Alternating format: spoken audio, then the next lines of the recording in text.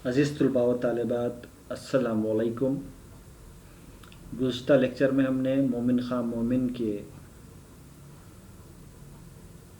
जो गज़ल गोई है और उनकी जो क़सीदा निगारी है या उनके कलाम की जो ख़ूबियाँ हैं उस पर हमने रोशनी डाली थी।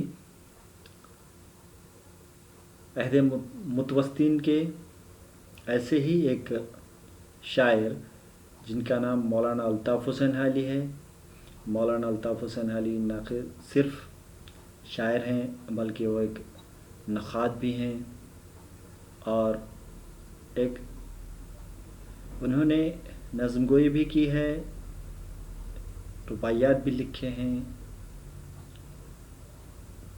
उसके साथ साथ गज़ल पर इतराज़ात करने के बावजूद उन्होंने कुछ गज़लें भी लिखी हैं और हम देखते हैं कि तनक़ीद के मैदान में भी इनका बहुत ही अहम काम है। तो मौलाना अल्ताफ़ हुसैन हाली एक ऐसी शख्सियत जिसमें बहुत ज़्यादा जामियत है। इन्होंने तनक़ीद के साथ साथ उर्दू शायरी में जो उसूल व ज़वाबित की इब्तिदा की वो इनका बहुत ही अहम कारनामा माना जाता है। तो मुख्तसरन हम सबसे पहले इनका पैदाइश देखेंगे या इनका तारुफ़ देखेंगे और उसके बाद फिर इनकी जो उर्दू अदब को लेकर ख़िदमात हैं उस पर रोशनी डालने की कोशिश करेंगे।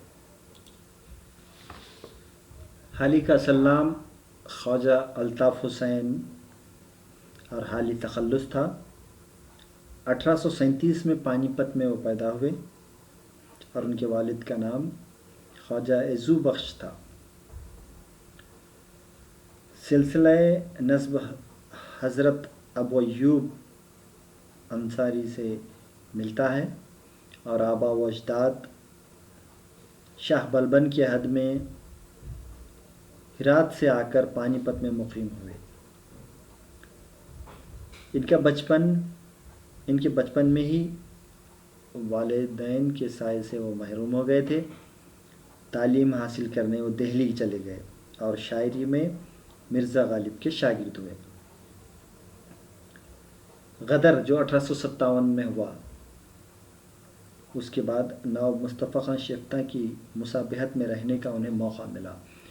1857 की जो बगावत तारीख़ में बहुत ज़्यादा मशहूर है, उस बगावत के बाद उन्हें नवाब मुस्तफ़ा खान शिफ्ता के साथ रहने का मौका मिला और उनके फैज़ सेहत सोहबत में हाली की शायरी चमकी। यानी कि नवाब मुस्तफ़ा खान शिफ्ता इनके सोहबत की वजह से हाली की शायरी में बहुत ज़्यादा फ़र्क पड़ा और इनकी शायरी को उरूज भी उसी के बाद नसीब हुआ। नवाब शिफ्ता के इंतकाल के बाद Punjab government book depot Lahore में मुलाजिमत की। तो पंजाब गवर्नमेंट बुक डिपो में वो शिफ्ता साहब के इंतकाल के बाद मुलाजिमत करते हैं। यहाँ उनको अंग्रेज़ी से उर्दू में तर्जुमे की हुई किताबों की इबारत दुरुस्त करनी पड़ती थी। इससे उनको अंग्रेज़ी ख़यालात और अंग्रेज़ी तर्ज़ अदा से एक ख़ास मुनासिबत पैदा हुई।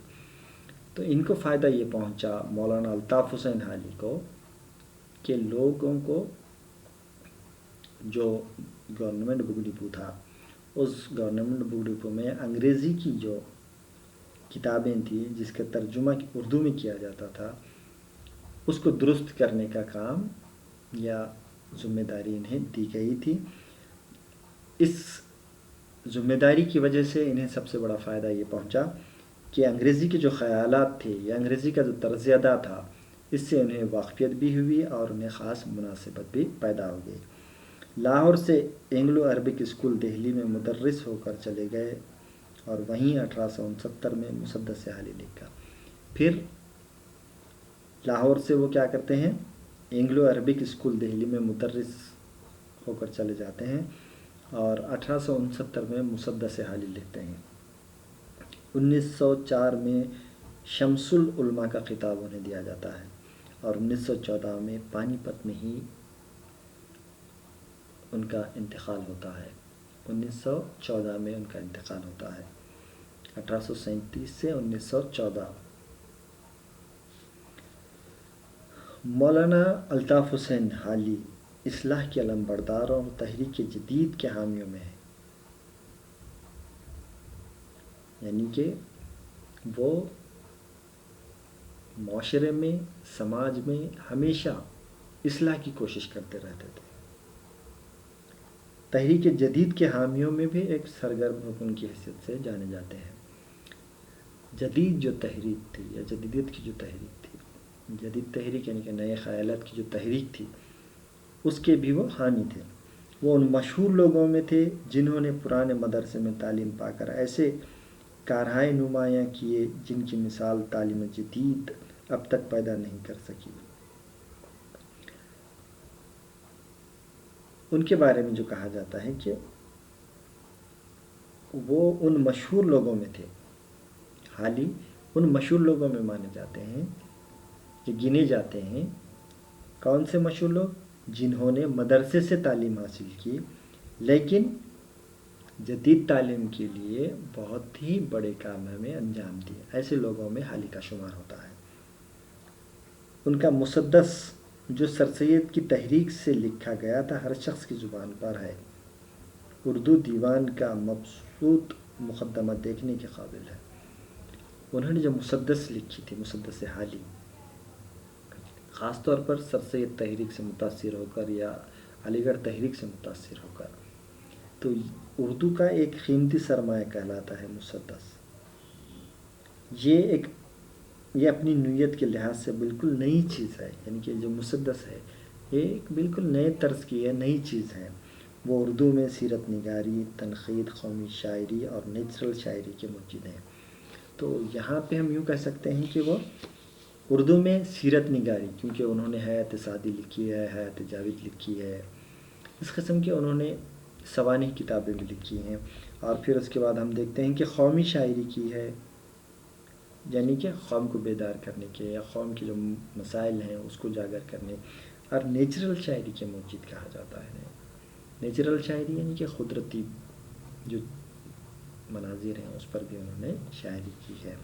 اب یہاں پہ ہم یہ بات دیکھتے ہیں کہ مولانا الطاف حسین حالی نے اس طرح کی بہت سی خدمات انجام دی ہیں جس کو ہم نے یہاں سرسری طور پر بیان کیا ہے۔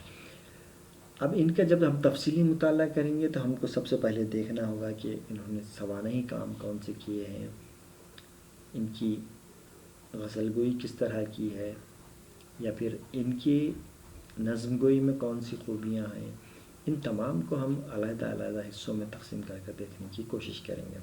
تو آج کے لیکچر میں ہم سب سے پہلے دیکھنے کی کوشش کریں گے کہ مولانا الطاف حسین حالی نے اپنی اردو نظم گوئی میں کون سی خوبیوں کو اچھے ڈھنگ سے پیش کیا ہے۔ تو مولانا الطاف حسین حالی جو پانی پت میں پیدا ہوئے، کم عمری میں والدین کا سایہ سر سے اٹھ گیا، اس کے باوجود بھی انہوں نے جو انہیں صحبت نصیب ہوئی شیفتہ کی، اس کا فائدہ اٹھاتے ہوئے، اس سے مستفید ہوتے ہوئے انہوں نے جو شاعری کی وہ اردو کا جو قیمتی سرمایہ کہلاتی ہے، یا اردو ادب کے لیے ایک انمول ذخیرے کی حیثیت رکھتی ہے، ہم دیکھتے ہیں۔ تو سب سے پہلے ہم دیکھیں گے کہ ان کی جو نظم گوئی ہے اس پر روشنی ڈالنے کی ہم کوشش کریں گے۔ تو ان کی نظم گوئی کے بارے میں جو باتیں کہی جاتی ہیں کہ انہوں نے سب سے پہلے تو غزل پر جو اعتراضات کیے وہ اعتراضات ایسے تھے جس میں ہم کہہ سکتے ہیں کہ مولانا الطاف حسین حالی نے غزل کو ناکارہ، بیکار یا پھر بہت ہی ناقص صنف قرار دیا، لیکن غزل بڑی سخت جان ہے، بڑی سخت جان نکلی، اور غزل گو شعراؤں نے اس میں ایسے ایسے مضامین یا ایسی ایسی چیزیں پیش کی کہ بعد میں وہ خود اس کے حالی خود اس سے متاثر ہوتے ہیں اور غزل گوئی کی طرف توجہ دیتے ہیں، لیکن بہت کم توجہ انہوں نے غزل گوئی پر دی ہے۔ ان کا جو اصل میدان جس کو ہم کہہ سکتے ہیں شاعری، جس کے ذریعے انہوں نے سماج میں یا معاشرے میں اصلاح پیدا کرنے کی یا درست کرنے کی کوشش کی ہے، اس کو ہم آج سمجھنے کی کوشش کریں گے۔ ہم یوں بھی کہہ سکتے ہیں کہ نظم کو مقبول اور خاص و عام بنانے کی جو منظم کوششیں کی گئی، اس میں محمد حسین آزاد کے ساتھ ساتھ مولانا الطاف حسین حالی کا بھی نام برابر لیا جاتا ہے۔ حالی کو قوم کی زبوں حالی کا بہت بڑا غم تھا۔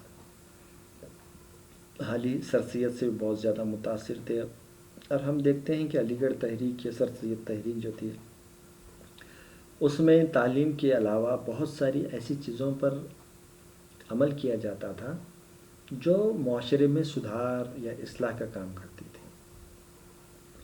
اور اس وقت جو قوم کی حالت تھی، قوم جس پستی سے گزر رہی تھی، جو زبوں حالی تھی، اس کا بھی یہاں پہ ہم کو انہوں نے واقفیت ہونے کے بعد اس کو قوم کو بیدار کرنے کی کوشش جو کی ہے وہ ہم دیکھتے ہیں۔ ان کا خیال تھا کہ دیگر اسباب کے علاوہ غزل و قصیدہ مسلمانوں کی بربادی کے خاص طور پر ذمہ دار ہے۔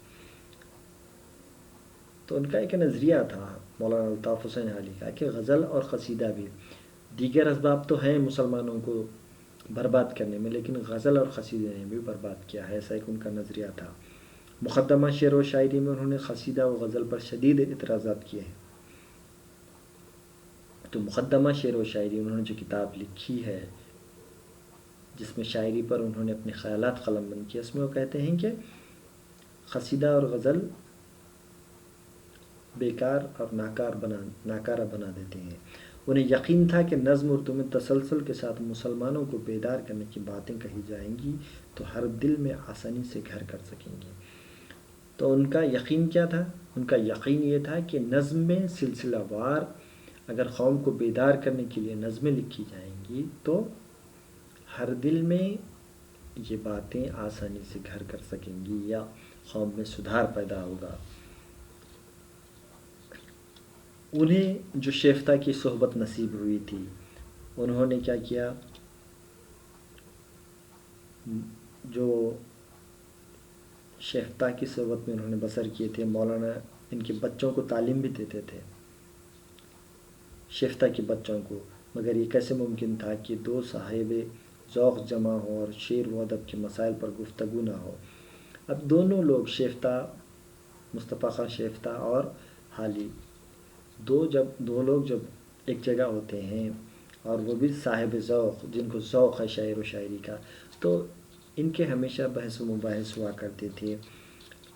شیفتہ مبالغہ آرائی کو ناپسند کرتے تھے شاعری میں، یعنی کہ بات کو بڑھا چڑھا کر جو پیش کرنے کا نظریہ تھا وہ اس کے سخت خلاف تھے، اور شاعری میں اصلیت کے قائل تھے۔ وہ چاہتے تھے کہ شاعری میں زندگی کی حقیقت کو بیان کیا جائے، اس کو بڑھا چڑھا کر نہیں بیان کرنا چاہیے۔ یہیں سے انہیں احساس ہوا کہ سادگی اور اصلیت کی شاعری میں بہت ضرورت ہے اور اردو میں اصلیت مفقود ہے۔ یہ جو نظریہ تھا شیفتہ کا، اس نظریے سے حالی بہت زیادہ متاثر ہوئے اور انہیں لگنے لگا کہ اردو شاعری میں سادگی اور اصلیت کی بہت زیادہ ضرورت ہے۔ جھوٹ اور مبالغہ آرائی کا بول بالا بہت زیادہ اردو شاعری میں دیکھنے کو ملتا تھا۔ حالی نے سب سے زیادہ اثر سر سید کا قبول کیا اور سر سید ادب میں افادیت اور مقصدیت کے قائل تھے۔ سر سید کا یہ نظریہ تھا کہ انہوں نے ادب میں افادیت اور مقصدیت، یہ دو چیزوں کو بہت زیادہ اہمیت دی۔ وہ چاہتے تھے کہ ادب کسی مقصد کی خاطر لکھا جائے، اس سے سماج کو فائدہ پہنچے۔ یہ جو نظریہ تھا سر سید کا تھا، اور اسی نظریے کو یا اسی اثر کو حالی نے قبول کیا تھا، اور اسی کے تحت انہوں نے پھر اپنی شاعری بھی پیش کی۔ سر سید خود نثر نگار تھے، اس لیے نثر میں انہیں جو عیب نظر آئے ان کو دور کرنے کی انہوں نے خود کوشش کی، اور خود مضامین لکھ کر انہوں نے کئی مثالیں پیش کی، لیکن شاعری سر سید کے بس کی بات نہیں تھی۔ تو وہ چاہتے تھے کہ شاعری میں بھی اصلاح ہو۔ کون سی اصلاح؟ سادگی کی اور اصلیت کی۔ اس میں مبالغہ سے پرہیز ہو، اس سے بچا جائے، جھوٹ موٹ کی باتیں، بناوٹی جو باتیں تھیں ان سے روکا جائے شعراء کو۔ تو اس کے لیے وہ چاہتے تھے کہ شاعری میں بھی اس طرح کا کام ہو، اس طرح کی اصلاح ہو۔ ان کی خواہش تھی کہ کوئی شاعر قوم کو بیدار کرنے کے لیے نظم لکھے۔ تو سر سید کی خواہش یہ تھی کہ کوئی ایسا شاعر آئے جو نظم کے ذریعے قوم میں بیداری پیدا کرنے کی کوشش کرے۔ حالی نے مسدس مد جزر اسلام لکھ کر سر سید کی یہ فرمائش پوری کی۔ تو سر سید کے کہنے پر، یہ سر سید کی فرمائش پر حالی نے مسدس مد جزر اسلام لکھی۔ سر سید اس نظم کو بہت پسند کرتے تھے اور بار بار پڑھا کرتے تھے۔ سر سید نے اس نظم کو اپنے لیے توشہ آخرت بتایا ہے۔ ہم دیکھتے ہیں کہ سر سید کے کہنے پر، یہ سر سید کی فرمائش پر حالی نے مد جزر اسلام لکھی اور اسے بہت زیادہ شہرت بھی ملی۔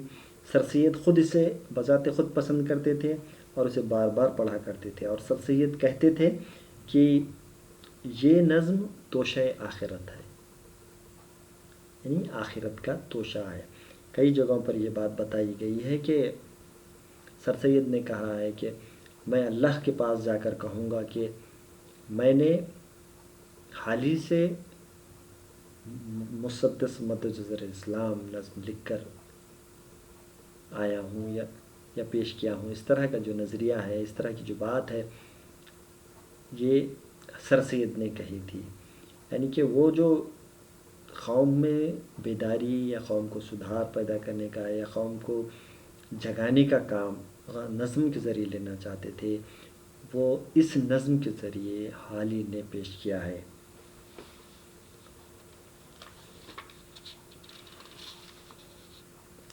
حالی کی نظم گوئی کا بقیہ حصہ انشاءاللہ آئندہ لیکچر میں دیکھیں گے۔ شکریہ۔